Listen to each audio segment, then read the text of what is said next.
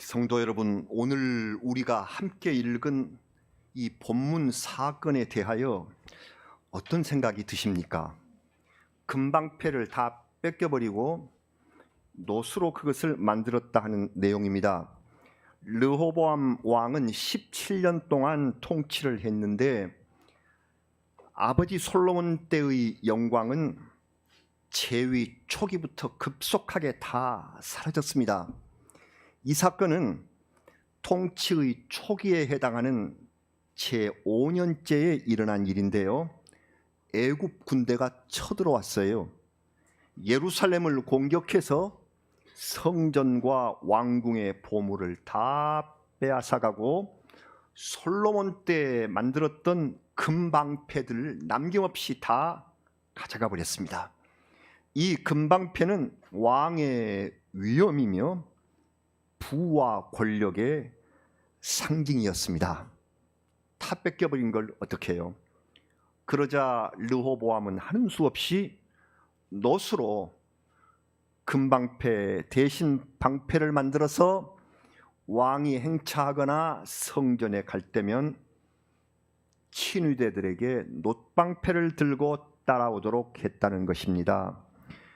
여러분, 비웃을 일입니까? 아니면 그래도 최선을 다했다고 생각할 일입니까? 성경 말씀은 이것이 잘됐다, 잘못됐다 평가가 없습니다. 그럼 여러분은 어떻게 생각을 하십니까? 왜 이런 일이 일어났는지 그 배경을 간략히 말씀드리기로 할게요. 르호보암은 솔로몬 왕의 아들이며 모친은 암몬 사람 나아마라는 여인입니다. 안타깝게도 이 사람은 아버지의 뛰어난 지혜를 물려받지 못했고 오히려 어머니의 이방 종교에 더 영향을 받은 것 같습니다. 그가 왕위에 오르자 북쪽 여러 지파 대표들이 그간의 불만을 토로하러 왔어요.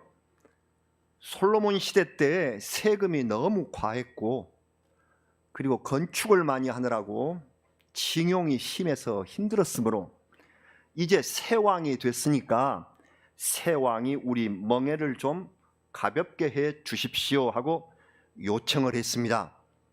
그럼 사흘 후에 사흘 말미를 달라. 그래서 왕이 원로 대신들하고 먼저 상의를 하자 원로 대신들은 백성의 불평을 인정하고 부담을 좀 가볍게 해주는 것이 좋겠습니다 하고 자문을 했지요. 그러나 젊은 신하들이 나서서 르호보암하고 함께 자랐던 이 젊은 사람들이 나서서 그러면 솔로몬 때와 비교해서 왕의 권위가 땅에 떨어질 것이다. 그러면서 내 새끼손가락이 내 아버지의 허리보다 굵다. 이렇게 나가야 한다는 거예요. 네, 요새 말로 네 손가락 굵다. 그렇게 나가야지. 안 그러면 통치도 못해요. 당신이 솔로몬 왕하고 비교가 안 되잖아요. 허리보다 굵다. 이렇게 나가야 됩니다. 주장을 했습니다. 르호보암은 어리석은 결정을 하고 말았습니다. 잘 아신 대로 열왕기상 12장 14절 말씀을 보면 이렇습니다. 어린 사람들의 자문을 따라서 그들에게 말하여 이르되 내 아버지는 너희의 멍에를 무겁게 하였으나 나는 너희의 멍에를 더욱 무겁게 할지라. 내 아버지는 채찍으로 너희를 징계하였으나 나는 전갈 채찍으로 너희를 징치하리라 하니라. 채찍 끝에 쇠조각을 붙여놓은 그 아주 매서운 것이 전갈 채찍입니다. 더 세게 내가 하겠다. 이 대답이 있고 난 후에 민심은 극도로 악화되고 나라 전체가 분열의 길로 접어들었습니다. 12지파 가운데 10지파가 북왕국으로 떨어져 나갔고 이쪽은 남유다, 북이스라엘 나눠졌습니다. 전쟁이 벌어지게 되었는데 스마야 선지자가 나서서 형제끼리 싸우지 말라 하는 여호와의 말씀을 전하여 겨우 전쟁을 막을 수가 있었습니다. 하지만 국력이 현저하게 약해진 남유다 왕 르호보암은 아버지가 남긴 명성 재물이라는 그 유산에 근근히 의지해서 버텨야 할 처지가 되고 말았던 것이죠. 이 판에 르호보암을 만만하게 본 애굽 왕 시삭이 쳐들어왔습니다. 아니, 아버지 솔로몬은 애굽의 공주를 부인으로 두었지 않겠어요? 그래서 쳐들어오지 않을 나라라고 생각했는데 이제는 애굽의 왕조가 바뀌었어요. 그래서 시삭이라는 사람이 새 왕이 된 상태였습니다. 옛날은 소용없다. 냉정한 약육강식의 관계 속에서 애굽 군대가 쳐들어와서 레바논 나무로 지은 왕궁에 침입하여 솔로몬 왕 때 만든 그 번쩍이는 금방패들을 다 빼앗아 가버렸다. 이것이 자랑이었었는데 왕이 행차하면 친위대들이 그 번쩍번쩍하는 금방패를 들고 따르는 것이 그것이 권위였었는데 참 찬란한 방패들이 있었던 것 같습니다. 열왕기상 10장 16절과 17절을 보시면 이와 같습니다. 솔로몬 왕이 쳐서 느린 금으로 큰 방패 200개를 만들었으니 매 방패에 든 금이 600세겔이며 또 쳐서 느린 금으로 작은 방패 300개를 만들었으니 매 방패에 든 금이 3만회라. 왕이 이것들을 레바논 나무 궁에 두었더라. 큰 방패가 금 600세겔짜리 200개, 작은 방패는 3만회라고 했는데 1만회가 50세겔입니다. 그러면 150세겔짜리, 큰 것은 600세겔, 작은 것은 150세겔짜리, 요건 300개, 모두 500개의 초호화 번쩍 방패가 자랑스러웠다. 그런데 이 자랑스러운 것들이 한순간에 유린당하고 완전히 사라졌습니다. 르호보암의 참담한 심정은 이루 말할 수 없었겠지요. 그는 생각 끝에 노쇠로 방패를 만들어라. 그래서 여호와의 전에 갈 때에 친위대들에게 놋방패를 들라고 했습니다. 초라할 수밖에 없었습니다. 자, 이 일을 어떻게 보아야 할까요? 그 지경이 되었어도 위험을 갖추고 싶어서 안달이냐? 이런 판단이 있을 수 있겠습니다. 그러나 또 생각해 보면 한편으로 그래도 왕이 아직 희망을 잃지 않고 있구나, 이렇게 생각할 수도 있습니다. 저는 이걸 이럭저럭 생각하다가 오래전에 읽었던 어떤 수기의 내용이 떠올랐습니다. 어떤 여성분이 쓴 수필이었었는데 이런 내용이었어요. 열심히 사는 사업가 부부가 있었어요. 사업이 잘 되고 부인의 손가락에 커다란 다이아몬드 반지가 번쩍거렸습니다. 일이 잘 됐다고 남편이 선물한 다이아 반지. 그러다가 갑자기 환란이 닥쳐서 남편이 사고로 죽고 부채를 감당하지 못해 파산하고 말았다는 것입니다. 물론 다이아 반지도 없어졌습니다. 그런데 얼마 지나지 않아서 부인이 그 손가락에 모조품 반지를 끼고 나타난 거예요. 그러자 사람들이 수군거리면서 아직도 정신을 못 차렸어 하고 비난했다는 것입니다. 하지만 부인은 헌신적으로 노력해서 이전보다는 못하지만 작은 기업을 이루고 빚도 청산할 수가 있었습니다. 부인이 삶을 포기하지 않겠다는 다짐의 기도를 드릴 때에 그 반지가 힘이 되었다고 그렇게 적고 있습니다. 말하자면 간증을 하고 있습니다. 내가 당면한 처지 앞에서 소망을 잃지 않고 겸손한 자세를 가졌을 때에 그 모조 반지가 가치를 발휘할 수 있었다는 것이지요. 여러분 잘 아시는 것처럼 열왕기서하고 역대기, 그 뒤에 오는 역대기는 거의 같은 내용을 다루고 있습니다. 신약 성경이 마태, 마가, 누가가 비슷하게 다루듯이 이 역사서 두 권을 나란히 내놓는 거예요. 그게 이제 성경의 특징이에요. 그래서 오늘 본문과 똑같은 내용을 다루는 것을 평행구절이라고 하는데, 이 평행구절이 역대하 12장 9절 이하입니다. 똑같이 써졌는데 이 역대하에는 그 끝절에 중요한 말씀이 하나 있습니다. 역대하 12장 12절입니다. 우리 이걸 같이 한번 읽어보겠습니다.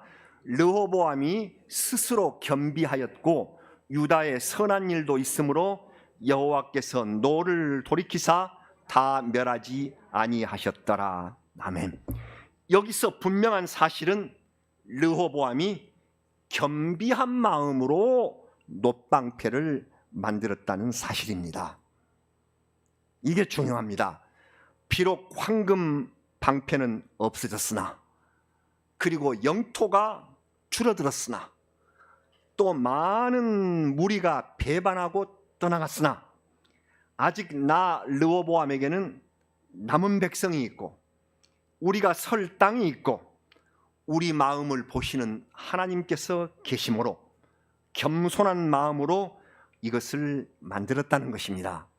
놋방패는 고통의 시간을 견디겠다는 겸비한 마음의 상징이었습니다. 이것이 중요합니다. 여러분, 우리 이것을 기억하십시다. 우리 인생에는 황금 방패를 가진 때가 있습니다. 우리 모두 세상에 빈손으로 왔습니다. 빈손으로 왔지만 우리가 살아가면서 하나님 주신 지혜를 얻고 재산을 갖고 사람들의 인정을 받게 되었습니다. 무엇이든 가능한 건강을 갖게 되었고 황금빛 나는 찬란한 이상을 소유하게 되었습니다. 사랑하는 사람과 함께 미래를 꿈꾸며 온종일 뛰면서 일해도 피곤을 모르는 인생의 황금기가 있었습니다. 꼭 젊은이만을 가리키는 것이 아닙니다. 비록 나이가 들었어도 인생의 황금기를 구가하는 황금 방패 인생이 아직 우리 성도 중에도 많으십니다. 인생의 황금의 때, 황금 방패를 가진 때가 있습니다. 그러나 깊이 생각하십시오.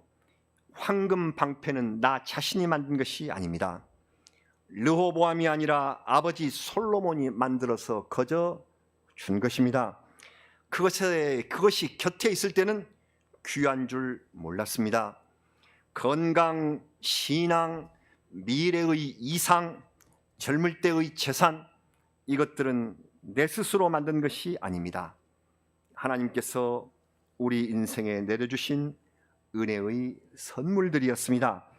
이 은혜 속에서 번쩍이는 인생의 금방패를 쥐고 살던 어느 날, 여로보암이 나타나서 많은 부분을 빼앗아가 버리고 애굽 왕 시삭이 침략해서 이 금방패를 모두 탈취해가 버리고 슬픔과 불안이 찾아와 우리를 쓰라리게 내 손에 쥐고 있었던 인생의 황금들이 놓쳐져버리는, 사라져버리는 이런 일이 찾아옵니다. 이때 우리는 어떻게 해야 할까요? 유다 나라 르호보암이 이 방패를 잃어버리고 절망 속에 있었듯이 우리나라와 온 세계의 사람들, 지금 금방패들이 빛이 바래고 있습니다. 온 세상이 모두 물질 만능주의라는 행로를 따라서 서로 경쟁하며 달려가다가 세상의 온 나라가 예기치 않은 코로나 사태로 인하여 모든 것을 다 멈추어야 하는 때가 되었습니다. 오히려 원시적 자연 상태에 가까운 나라들은 코로나 감염 숫자가 더 적고요, 반면에 화려한 도시를 이루고 높은 문명 수준을 자랑하던 나라들이 하루에 수십만 명씩의 확진자를 내고 있습니다. 이 전염병 앞에 부유한 것이 오히려 더 문제가 됩니다. 잘 살던 나라들도 모두 문을 걸어 잠그고 허탄 속에 빠져 있는 상황입니다. 마치 솔로몬이 세상의 부귀영화를 다 경험하고 난 뒤에 그리고 쓴 책이 전도서인데, 그 부귀영화를 다 경험한 후에 쓴 것이 내가 잘났다가 아니라 전도서인데, 전도서의 첫머리에 기록한 그 유명한 말씀을 떠올리게 합니다. 전도서 1장 2절 무엇인가요? 잘 아시는 말씀. 전도자가 이르되 헛되고 헛되며 헛되고 헛되니 모든 것이 헛되도다. 신학 다닐 때 영어로 외우느라고 vanity of vanities, vanity of vanities, all is vanity. 모든 것이 vanity다. 헛되다. 헛되다. meaningless, 의미가 없다. vanity, meaningless, 없다. 세상의 영화가 헛된 것임을 깨닫고 그 상태에서 빠져나와 하나님께 인생 문제를 온전히 맡기는 나라, 그 백성이 되어야 함을 말씀하고 있는 것입니다. 전도서가요.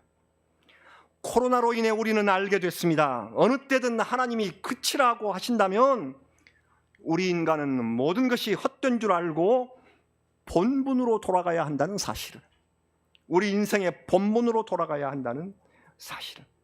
그러면 인간의 본분은 무엇입니까?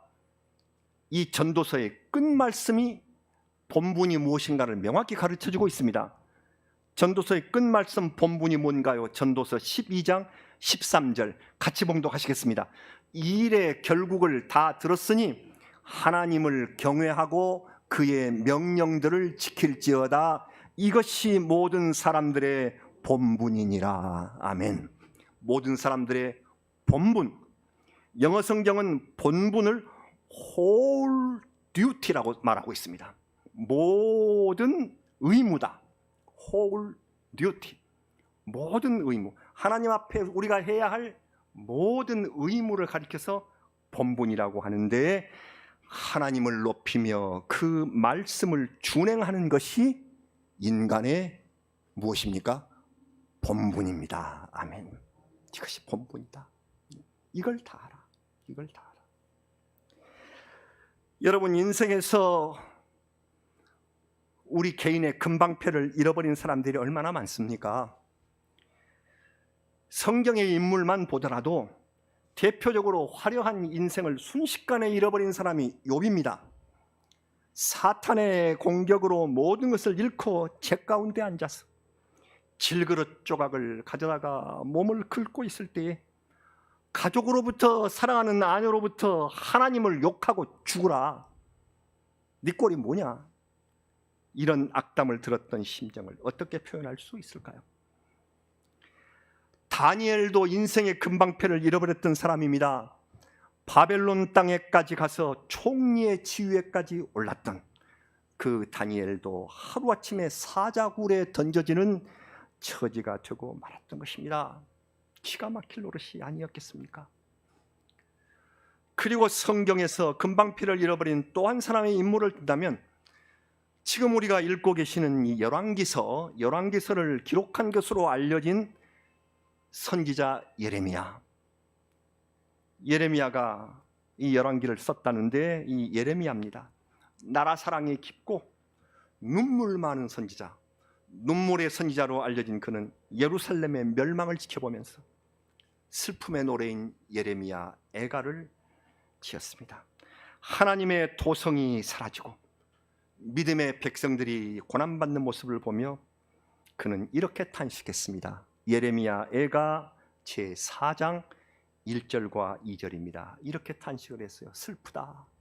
어찌 그리 금이 빛을 잃고 순금이 변질하였으며 성소의 돌들이 거리 어귀마다 쏟아졌는고, 순금에 비할 만큼 보배로운 시온의 아들들이 어찌 그리 토기장이가 만든 질항아리 같이 여김이 되었는고. 예루살렘 성전이 금을 잃어버린 그런 순간과 더불어 하나님의 자녀들도 순금 그릇이었다가 이제는 질항아리, 질그릇, 토기 그릇으로 낮아져 버리는 모습을 슬픔 속에 노래하고 있습니다. 여러분, 우리는 어떻습니까? 전염병으로 인하여 올해뿐만 아니라 우리 인생의 계획들, 목표들이 거의 좌절됐습니다. 금방패를 잃어버린 분들도 많고 사업상 손해를 본 성도들도 많으실 것입니다. 경제적으로 괴로운 분들 얼마나 많습니까?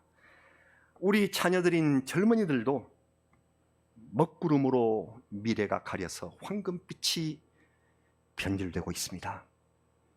그러나 누구라도 이때에 절대로 소망을 잃어서는 안 됩니다. 대림절은 소망의 계절입니다. 소망을 잃어서는 안 됩니다. 소망을 잃으면 지옥입니다. 단테의 대서사시 신곡, 잘 아시는 단테의 신곡에서 그는 지옥의 입구를 표현하면서 지옥이 뭐라고 써져 있다고요? 여기 들어오는 너희들은 모든 희망을 버릴지어다. 지옥이란 아무 소망도 없는 곳이다 하는 뜻입니다. 소망을 잃으면 지옥입니다.